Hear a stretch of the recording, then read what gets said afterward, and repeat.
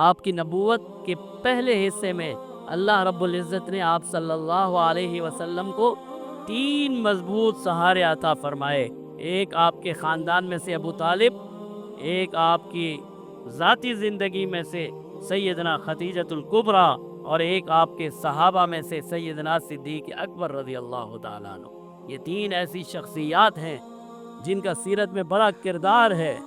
ان میں سے ایک سیدنا خدیجۃ الکبریٰ ہیں۔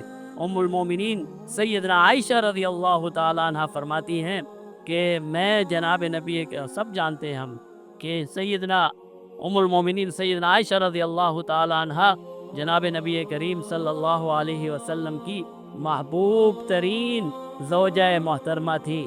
اس کے باوجود فرماتی ہیں اگر کسی عورت سے مجھے غیرت آئی اور کسی عورت پر میں نے یوں کہنا چاہیے کہ کسی عورت کی قسمت پر میں نے رشک کیا ہے تو وہ سیدنا خدیجۃ الکبریٰ ہے، وہ سیدنا خدیجۃ الکبریٰ ہیں۔ جناب نبی کریم صلی اللہ علیہ وسلم جب بھی ام المومنین سیدنا خدیجۃ الکبریٰ کا ذکر فرماتے، نہایت محبت سے، نہایت محبوبیت سے تذکرہ فرماتے اور فرمایا کرتے اس زمانے میں جب سارے قبیلوں نے میرا انکار کر دیا، ایک عورت جس نے مجھ پر ایمان رکھا وہ خدیجۃ الکبریٰ ہے۔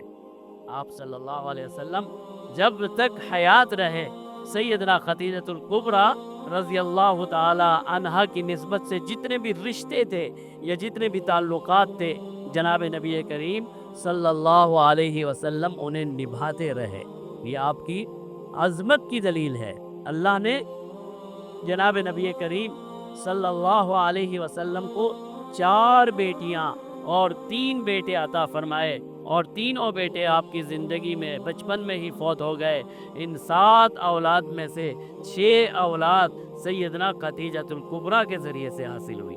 آپ کی 4 بیٹیاں سیدنا خدیجۃ الکبریٰ کی اولاد ہیں، آپ کے 2 بڑے بیٹے سیدنا خدیجۃ الکبریٰ کی اولاد ہیں۔ یہ نہایت ہی عظمت والی خاتون تھیں، اور ان کا انتقال جناب نبی کریم صلی اللہ علیہ وسلم کی زندگی میں ایک بہت بڑا سانحہ کے طور پر سمجھا جاتا ہے۔